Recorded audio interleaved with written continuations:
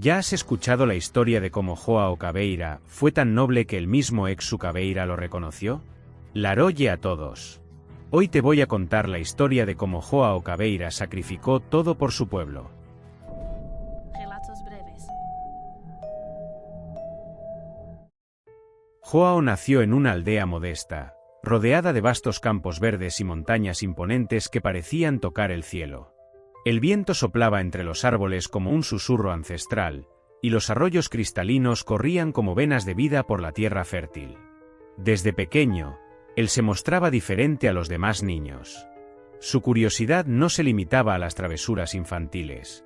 Parecía ver más allá de lo que los ojos comunes podían ver. Su mirada atenta captaba señales invisibles para los demás, y sus palabras, incluso a tan temprana edad, llevaban una sabiduría inusual, como si hablara a través de un conocimiento ancestral. Su abuela, una antigua curandera conocida en toda la región por sus dones y su conocimiento de las fuerzas ocultas, pronto se dio cuenta de que su nieto no era un niño cualquiera. Con paciencia y cariño, le enseñó los secretos de las plantas medicinales, de las oraciones poderosas y de las energías que permean el mundo, visibles solo para aquellos que saben sentirlas. Joao absorbía todo con una facilidad impresionante, como si las palabras de su abuela solo despertaran algo que ya vivía dentro de él. Con el paso de los años, su conexión con lo espiritual se volvió tan fuerte que terminó superando a su propia maestra. El joven curandero era capaz de hazañas que rozaban lo imposible. Curaba a los enfermos solo con la imposición de sus manos, calmaba a los afligidos con pocas palabras, y en ciertas ocasiones, predecía eventos antes de que sucedieran, como si el tiempo le revelara secretos en susurros enigmáticos. Su nombre comenzó a ser murmurado en reverencia por los habitantes de la aldea y de las regiones vecinas, y muchos viajaban de lejos solo para verlo, en busca de curación, orientación o un atisbo del destino que les esperaba. La fama de Joao se esparció rápidamente, cruzando ríos, valles y montañas, alcanzando tierras tan distantes que pocos en la aldea incluso sabían que existían. Personas de todos los rincones, venidas de pueblos olvidados y ciudades bulliciosas, enfrentaban largas jornadas solo para ser atendidas por él. Hombres y mujeres recorrían caminos sinuosos, desafiando el cansancio y las intemperies, movidos por la esperanza de alivio para sus dolores y angustias. Algunos llegaban cargados por familiares, tan debilitados que apenas podían hablar, mientras que otros venían en busca de consejos para decisiones que moldearían sus destinos. El nombre de Joao se había convertido en sinónimo de curación y sabiduría, un faro para los desesperados que veían en él la última oportunidad de revertir su infortunio. Con el crecimiento de su reputación, la aldea también floreció. Antes olvidada y humilde, se transformó en un punto de encuentro para viajeros, comerciantes y estudiosos de las artes espirituales. Pequeños negocios surgieron para atender a los visitantes que llegaban allí, trayendo prosperidad a la región. Pero Joao no se contentaba solo en aliviar los males del cuerpo y del alma. Sabía que el verdadero conocimiento no debía guardarse, sino compartirse, pues creía que su misión iba más allá del simple acto de curar. Quería garantizar que la aldea nunca más se quedara sin un guardián espiritual. Así, comenzó a entrenar aprendices, jóvenes y ancianos, hombres y mujeres, cualquiera que demostrara dedicación y deseo de aprender. Les enseñaba sobre hierbas raras, cantos antiguos, el poder de las intenciones y la importancia del equilibrio entre el mundo visible y el invisible. Cada nuevo curandero formado por Joao representaba un futuro donde su sabiduría jamás sería olvidada, perpetuando su misión para las generaciones venideras. Sin embargo, su creciente fama no pasó desapercibida para los ojos del emperador. Los relatos sobre un hombre que curaba a los enfermos con solo un toque, que aconsejaba a los afligidos con una sabiduría ancestral y predecía acontecimientos antes de que ocurrieran despertaron la curiosidad del soberano. El imperio estaba lleno de intrigas, disputas y enfermedades misteriosas que ni los más renombrados médicos de la corte podían comprender. Así, en un gesto que mezclaba interés y desconfianza, el emperador envió mensajeros para convocar a Joao al palacio. La orden era clara, debía presentarse sin demora. Joao aceptó la llamada sin dudar. Para él, aquello no era una imposición, sino una oportunidad de ampliar aún más su misión. Si en el palacio había personas en sufrimiento, entonces allí también era su lugar. El viaje fue largo y extenuante, pasando por tierras desconocidas y ciudades donde su nombre ya era reverenciado. Cuando finalmente cruzó los portones dorados del palacio, percibió de inmediato la atmósfera densa del lugar. El aire estaba cargado con el olor de perfumes raros, pero también con el peso de las conspiraciones susurradas en los pasillos. Nobles y consejeros se estudiaban con miradas desconfiadas, y las alianzas cambiaban como las mareas. Sin embargo, a pesar de este ambiente hostil, Joao no se dejó intimidar. Su presencia, marcada por una serenidad poco común, pronto se volvió indispensable. Su voz era firme, pero suave, y sus palabras tenían el peso de quien comprendía tanto el mundo visible como el invisible. El emperador pasó a consultarlo sobre asuntos de Estado, y sus consejos, siempre sensatos, comenzaron a influir en las decisiones más importantes del reino. Además, su capacidad para curar enfermedades que habían atormentado a la nobleza lo elevó a un estatus casi sagrado dentro del palacio. Impresionado, el emperador le concedió un título inédito, sacerdote del imperio. Ahora, Joao no solo era un sanador de pueblo, sino un guía espiritual para toda la nación. No obstante, Joao nunca olvidó sus raíces. A pesar de estar rodeado de lujo, viviendo en pasillos de mármol adornados con oro y seda, su corazón seguía en el pueblo donde creció, entre los campos y montañas que moldearon su infancia. Sabía que, mientras en el palacio el vino se servía en copas de cristal y los banquetes eran abundantes, su gente pasaba hambre. Las mismas tierras que antes florecían bajo su influencia ahora estaban castigadas por la miseria. Las enfermedades se propagaban sin que nadie las detuviera, ya que los sanadores que él había entrenado no contaban con los recursos necesarios para salvar a los enfermos. Ante esta injusticia, Joao trató de acudir al emperador. En largas audiencias, expuso la cruda realidad que asolaba al pueblo. Argumentó que un gobernante sabio debía cuidar de todos, no solo de los nobles y guerreros que habitaban el palacio. Sugirió que una parte de las riquezas del imperio se usara para construir hospitales, garantizar comida para los necesitados y fortalecer las pequeñas comunidades que sostenían el reino. Sus palabras eran justas, su intención noble, pero encontraron oídos sordos. El emperador, ya embriagado por su propia grandeza, se rió de la propuesta. Para él, la riqueza era un derecho de los poderosos, y los débiles debían encontrar sus propias maneras de sobrevivir. Además, Joao había hecho enemigos. Muchos de los consejeros de la corte veían su influencia como una amenaza. Susurraban al oído del emperador, esparciendo rumores de que el sanador no era más que un impostor, alguien que buscaba desestabilizar el trono. Envenenado por la codicia y la desconfianza, el emperador rechazó todas las sugerencias de Joao, tratándolo con desdén e impaciencia. Fue entonces que Joao se dio cuenta de que las palabras no eran suficientes. La rebelión creció dentro de él, ardiendo como un fuego incontrolable. No podía ver la decadencia de su tierra sin actuar. Si el emperador no ayudaría, él mismo lo haría. Para ello, tendría que desafiar a la misma corona. Y Joao, el curandero, el sacerdote, estaba listo para convertirse en algo mucho más grande. Joao comenzó de manera sutil. Pequeñas bolsas de granos, algunas monedas de oro, hierbas medicinales y trozos de tela desaparecían discretamente de los almacenes del palacio, y como por arte de magia, aparecían en el pueblo. Sus aprendices, aún leales a él, ayudaban a distribuir los víveres, asegurando que los más necesitados recibieran ayuda sin llamar la atención. Al principio, sus actos pasaron desapercibidos. El tesoro imperial era vasto, y los almacenes siempre estaban abarrotados de riquezas provenientes de los tributos recolectados en todo el imperio. Pero Joao no era un ladrón común. No tomaba para sí, no se enriquecía con los desvíos. Su causa era noble, pero, inevitablemente, llamó la atención. Las arcas empezaron a mostrar discrepancias. Los stocks del palacio ya no duraban tanto como antes.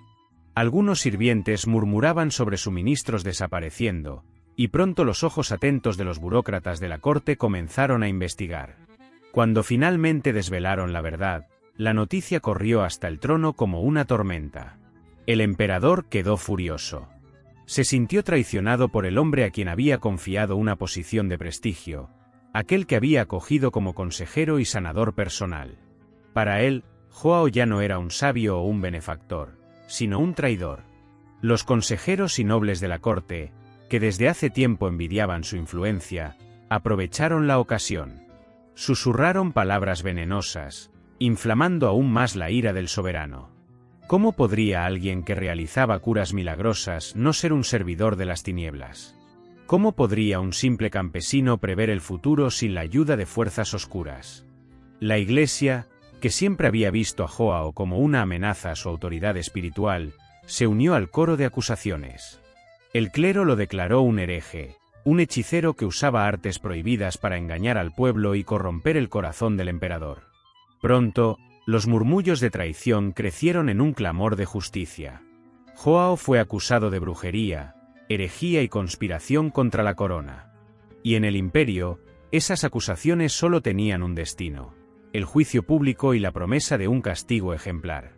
Joao fue capturado en medio de la noche, arrastrado fuera de sus aposentos por soldados armados que no se atrevieron a mirar en sus ojos.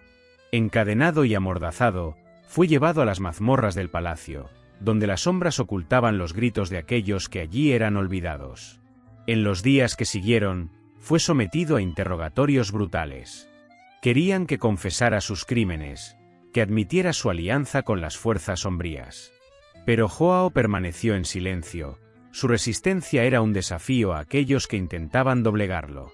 A cada tortura, a cada golpe, él no gritaba.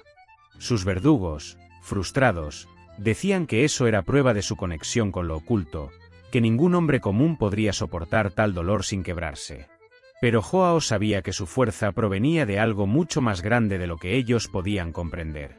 El sufrimiento que le imponían no lo hacía retroceder, pues entendía que su destino estaba más allá de aquellas oscuras paredes de la prisión. Cuando su juicio fue finalmente anunciado, toda la corte ya había decidido su destino. Los nobles, el clero y el emperador estaban unidos en su contra. En el tribunal, aquellos que antes lo reverenciaban ahora lo acusaban. Los relatos de sus curaciones fueron distorsionados, sus previsiones ahora eran vistas como brujería, y sus actos de bondad transformados en pruebas de un pacto demoníaco. El pueblo, que tanto lo amaba, estaba allí, pero no podía hacer nada. El miedo los silenciaba. La sentencia fue proferida sin dudar: muerte en la hoguera. Quemarían su cuerpo para que no quedara rastro de su existencia, para que su leyenda fuera borrada de las memorias del imperio. Pero Joao no mostró arrepentimiento. No suplicó, no lloró. Caminó hacia su destino con la misma serenidad que siempre llevó. Porque en el fondo, él sabía, su historia no terminaría allí. En el momento en que las llamas se elevaron, lamiendo su cuerpo, Joao no gritó. No sintió su carne arder, ni el calor que debería consumir sus huesos. En cambio, un profundo frío se apoderó del ambiente, y el tiempo pareció detenerse. El cielo, antes despejado, se oscureció con nubes pesadas, y un viento cortante sopló por el patíbulo, haciendo temblar a la multitud. Fue entonces cuando lo vio. Ante las llamas que deberían consumir su existencia, una figura imponente emergió de la sombra entre los mundos. Exu Caveira, el guardián de las almas, señor de los caminos entre la vida y la muerte, estaba allí, observándolo con ojos que brillaban como brasas en la oscuridad. Su manto negro ondeaba sin viento, y su presencia imponía un silencio absoluto. El pueblo no veía, los verdugos no percibían, pero Joao sabía que algo grandioso estaba sucediendo. La voz de Exu Caveira resonó dentro de su mente, profunda y cargada de misterios. Joao, tu sufrimiento no ha sido en vano. El mundo de los vivos te traicionó, pero los caminos espirituales reconocen tu justicia. Tienes ante ti una elección: perecer como un hombre o renacer como algo mayor. Joao comprendió el significado de aquellas palabras. Podría cruzar al otro lado, aceptar su destino y perderse entre las almas olvidadas, o aceptar la llamada y continuar su misión de una nueva forma. Su corazón, a pesar de todo, aún anhelaba ayudar. Aún quería proteger a los injusticiados, guiar a los afligidos, ofrecer consuelo a aquellos que, como él, habían sido abandonados por el mundo de los hombres. Acepto, respondió Joao, su voz serena, llena de determinación. Y con esa decisión, la realidad a su alrededor se desvaneció. Las llamas que deberían consumirlo se convirtieron en una brisa fría, y su alma fue envuelta por la oscuridad. No estaba muriendo. Estaba renaciendo. La multitud observó en shock cuando, sin explicación, el fuego se apagó repentinamente, dejando solo cenizas dispersas por el viento. Joao ya no estaba allí. Su cuerpo había desaparecido, como si nunca hubiera existido. Pero su viaje apenas comenzaba. En los reinos ocultos, bajo la tutela de Exu Caveira, daría su próximo paso, un paso hacia lo desconocido, hacia lo que estaba más allá de la comprensión de los vivos. En el momento en que las llamas subieron, lamiendo su cuerpo, Joao no gritó. No sintió su carne arder, ni el calor que debería consumir sus huesos.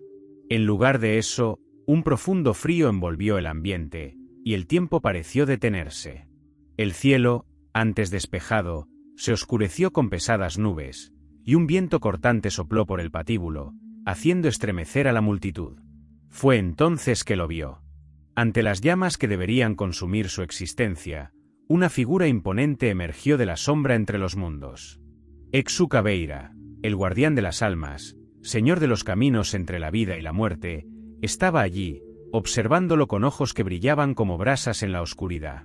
Su manto negro ondeaba sin viento, y su presencia imponía un silencio absoluto. El pueblo no veía, los verdugos no percibían, pero Joao sabía que algo grandioso estaba sucediendo. La voz de Exu Caveira resonó dentro de su mente, profunda y cargada de misterios. Joao, tu sufrimiento no ha sido en vano. El mundo de los vivos te traicionó, pero los caminos espirituales reconocen tu justicia. Tienes ante ti una elección: perecer como un hombre o renacer como algo mayor. Joao comprendió el significado de aquellas palabras. Podría cruzar al otro lado, aceptar su destino y perderse entre las almas olvidadas, o aceptar la llamada y continuar su misión de una nueva forma. Su corazón, a pesar de todo, aún anhelaba ayudar. Aún quería proteger a los injusticiados, guiar a los afligidos, ofrecer consuelo a aquellos que, como él, habían sido abandonados por el mundo de los hombres. Acepto, respondió Joao, su voz serena, llena de determinación. Y con esa decisión, la realidad a su alrededor se desvaneció. Las llamas que deberían consumirlo se convirtieron en una brisa fría, y su alma fue envuelta por la oscuridad. No estaba muriendo. Estaba renaciendo. La multitud observó en shock cuando, sin explicación, el fuego se apagó repentinamente, dejando solo cenizas dispersas por el viento. Joao ya no estaba allí. Su cuerpo había desaparecido, como si nunca hubiera existido. Pero su viaje apenas comenzaba. En los reinos ocultos, bajo la tutela de Exu Caveira, daría su próximo paso, un paso hacia lo desconocido, hacia lo que estaba más allá de la comprensión de los vivos. Su nombre se susurra en los terreiros, invocado en las noches de trabajo espiritual y reverenciado por aquellos que comprenden la profundidad de su misión. Exu Joao Caveira no es solo una entidad, es un símbolo de resistencia, justicia y compasión. Su presencia se siente donde hay dolor y desamparo, donde almas claman por luz y orientación. Camina por los cementerios y encrucijadas del destino, conduciendo a aquellos que se han perdido en el umbral entre la vida y la muerte. Su voz resuena en los hospitales espirituales, calmando espíritus afligidos, liberándolos de las cadenas del pasado y mostrándoles nuevos horizontes. Para los médiums y trabajadores de la espiritualidad, es un maestro severo pero justo, enseñando con rigor a quienes buscan sabiduría, pues sabe que el conocimiento sin responsabilidad puede ser un arma peligrosa. Los que recurren a él saben que encontrarán más que respuestas. Encontrarán reflexión, verdad, y la necesidad de enfrentar sus propios errores y aciertos. Porque Exu Joao Caveira no engaña, no ofrece caminos fáciles. Es la balanza que pesa las acciones, el espejo que refleja la esencia de lo que somos. Aún hoy, su historia resuena como un poderoso recordatorio. El verdadero poder no está en la riqueza o en el estatus, sino en el coraje de luchar por lo que es correcto. Él, que desafió a un imperio, que sufrió en carne y alma la injusticia de los hombres, renació como un espíritu de fuerza inquebrantable. Y así, continúa su viaje, ayudando a aquellos que, así como él un día estuvo, buscan un nuevo comienzo.